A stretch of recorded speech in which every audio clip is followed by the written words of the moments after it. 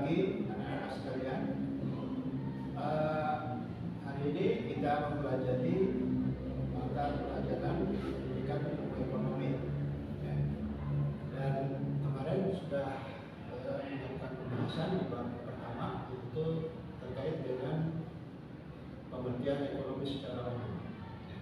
Sekarang kita masuk ke materi selanjutnya, yaitu masalah ekonomi dalam sistem ekonomi Indonesia.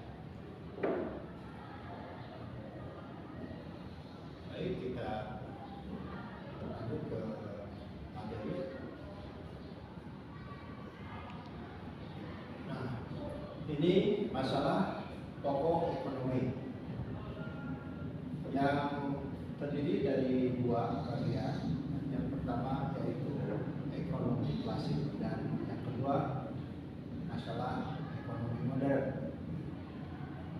Kita masuk ke pembahasan yang pertama, yaitu masalah ekonomi klasik.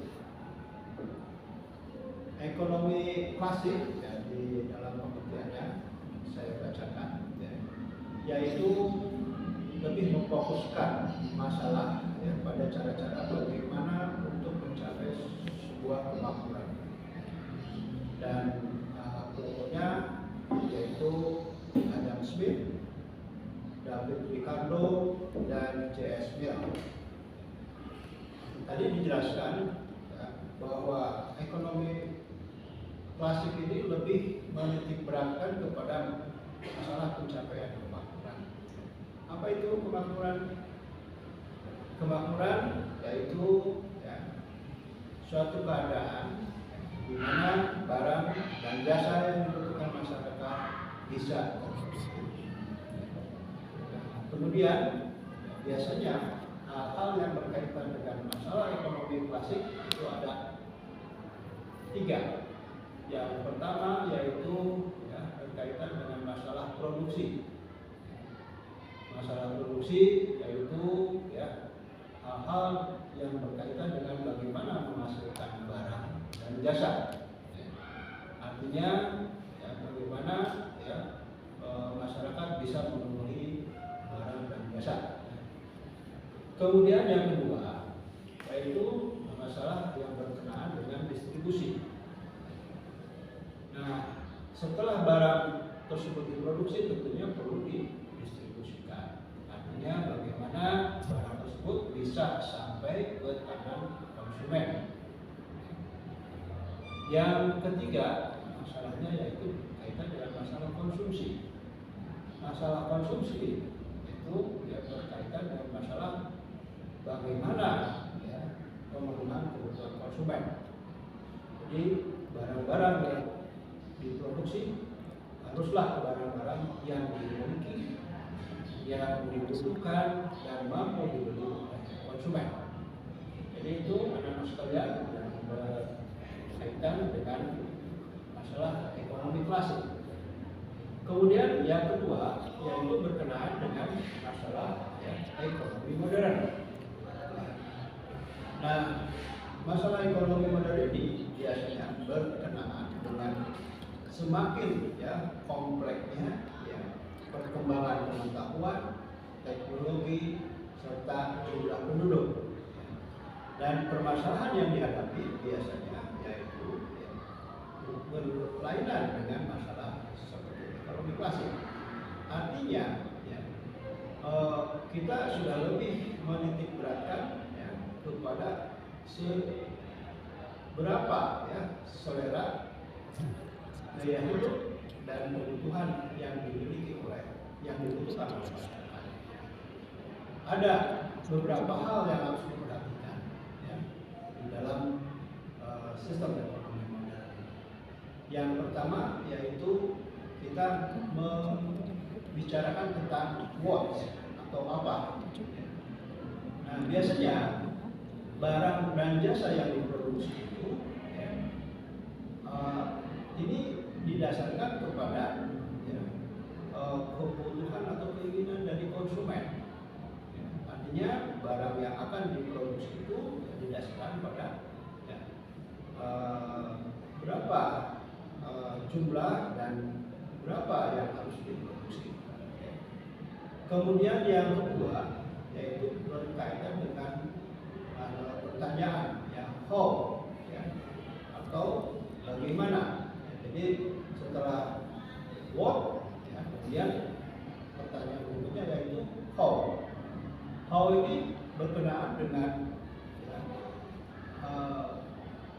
bagaimana caranya untuk memperoleh dan memproduksi barang yang diinginkan, ya, serta bagaimana cara barang dan jasa tersebut dapat dihasilkan, tentunya dengan mengkoordinasikan faktor-faktor produksi secara efektif dan efisien, di mana untuk menentukan bagaimana sumber daya disediakan, dialokasikan, dikombinasikan agar mendapat hasil yang maksimal, dan tentunya juga menggunakan teknik yang tepat dalam memproduksi barang dan jasa. Kemudian persoalan yang ketiga yaitu yang berkenaan dengan untuk siapa atau for whom. Jadi barang yang diproduksi tersebut ya, harus ditentukan ya, kepada atau didistribusikan kepada masyarakat-masyarakat yang memang ya, dituju. Tentunya masyarakat ya, didasarkan pada klasifikasi pendapatannya, baik pendapatan yang tinggi, pendapatan menengah, atau pendapatan yang rendah. Itu yang berkenaan dengan ekonomi klasik dan ekonomi modern. Kemudian anak-anak sekalian, ya, selanjutnya kita membahas tentang bagaimana ya sistem ekonomi ya, yang berlaku ya, di masyarakat. Sebelum sampai ke sana, kita jelaskan dulu apa pengertian dari sistem ekonomi. Ya. Di sini dijelaskan ya, bahwa sistem ekonomi yaitu cara untuk mengatur atau mengorganisasikan seluruh aktivitas ekonomi, baik ekonomi rumah tangga, negara atau pemerintah, maupun rumah tangga masyarakat atau swasta. Ya. Jadi di sini ditekankan bahwa sistem ekonomi itu lebih ya, bagaimana cara mengatur dan mengorganisasikan ya, kegiatan atau aktivitas ekonomi. Dan selanjutnya ya, bagaimana macam-macam ya, sistem ekonomi yang berlaku.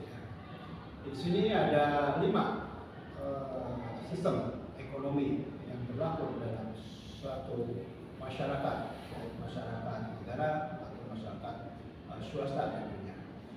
Yang pertama yaitu sistem ekonomi tradisional. Ya.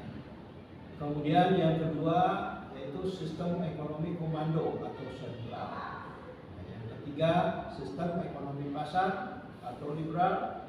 Yang keempat sistem ekonomi campuran, dan yang kelima sistem ekonomi Indonesia. Ya.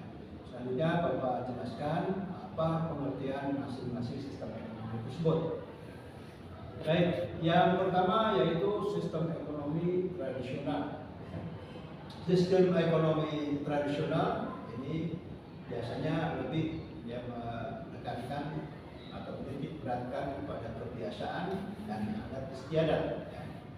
Dan ini merupakan sistem ekonomi yang sangat sederhana sekali. Ya. Kemudian ciri-cirinya, di sini ada ciri-ciri ya, yang biasa terlihat.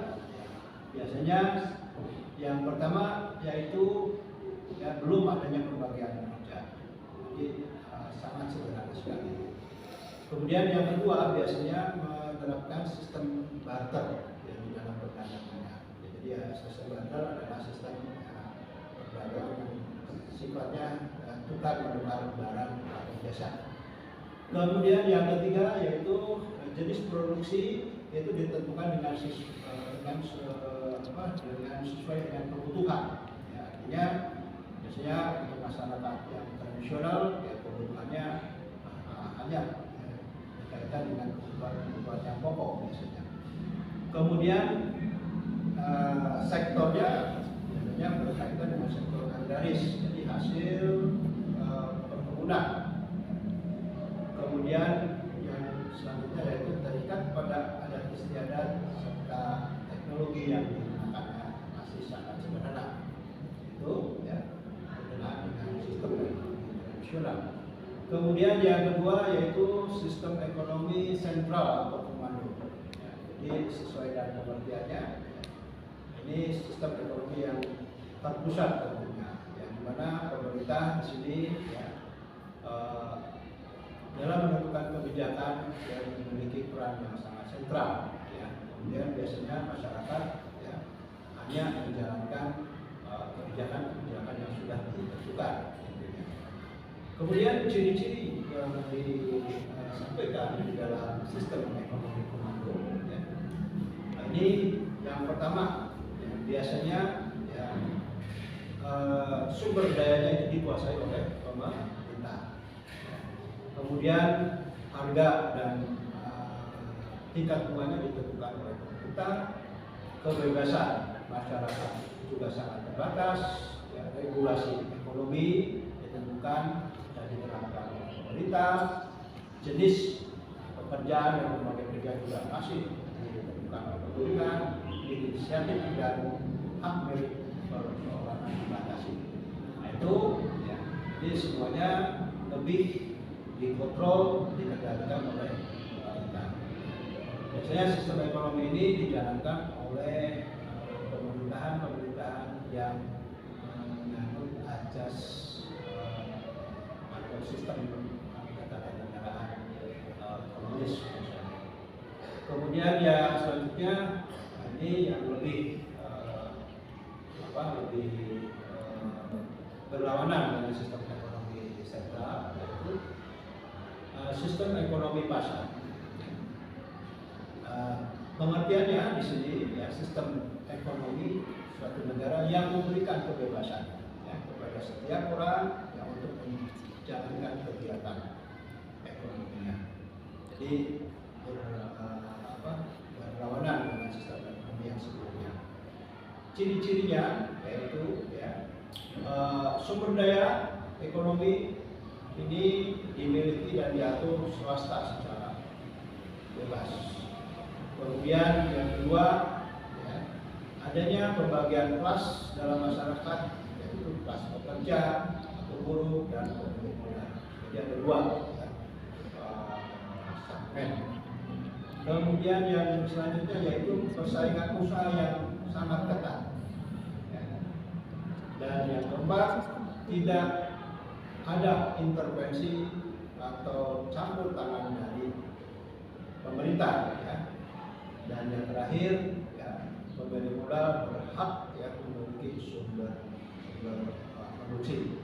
Nah ini sistem ekonomi pasar ini ya, sangat boleh dikatakan lebih liberal, lebih memberikan kebebasan kepada swasta atau masyarakat ya, di dalam melakukan usaha-usahanya. Yang keempat yaitu ya, sistem ekonomi campuran. Kalau sistem ekonomi campuran yaitu biasanya menitikberatkan ya, interaksi antara pemerintah dan swasta ya, di dalam melakukan kegiatan ekonomi. Jadi sistem ini partisipasi masyarakat ditingkatkan, kemudian pemerintah pun juga masih tidak memberikan arahan, memberikan bimbingan tentunya. Ciri-cirinya ya, bahwa sistem campuran ini ya, tadi sudah dijelaskan, yaitu memadukan antara sistem ekonomi pasar dan sistem ekonomi pusat. Kemudian yang kedua, modal dan sumber daya kita dikuasai pemerintah. Ini khusus ya, masalah atau mana bersifat strategis ya, yang menguasai banyak. Kemudian yang ketiga, ya, adanya peran berimbang antara pemerintah dan swasta dalam perekonomian. Serta yang keempat yaitu campur tangan pemerintah dilakukan dengan kebijakan ekonomi sehingga terjadi persaingan yang sehat. Jadi pemerintah dalam hal ini ya, bertindak sebagai jembatan ya, antara pelaku-pelaku usaha. Dan yang terakhir yaitu ya, sistem ekonomi Indonesia. Ya, tentunya sistem ekonomi yang dianut oleh negara ini ya, mengacu ya, kepada sistem regulasi yang sudah ditentukan oleh pemerintah, ya, serta mengacu kepada azas ya, yang sudah ditentukan di dalam Undang-Undang Dasar 45 serta Pancasila. Sehingga di dalam setiap aktivitas Pancasila, setiap aktivitas ekonominya harus ya, berdasarkan kepada sistem ya, ekonomi Pancasila sehingga keadilan dan kemakmuran bisa terwujud. Itu anak-anak sekalian. Terima kasih atas perhatiannya. Ya, nanti materinya bisa dipelajari di dalam modul yang sudah disediakan. Terima kasih. Assalamualaikum warahmatullahi wabarakatuh.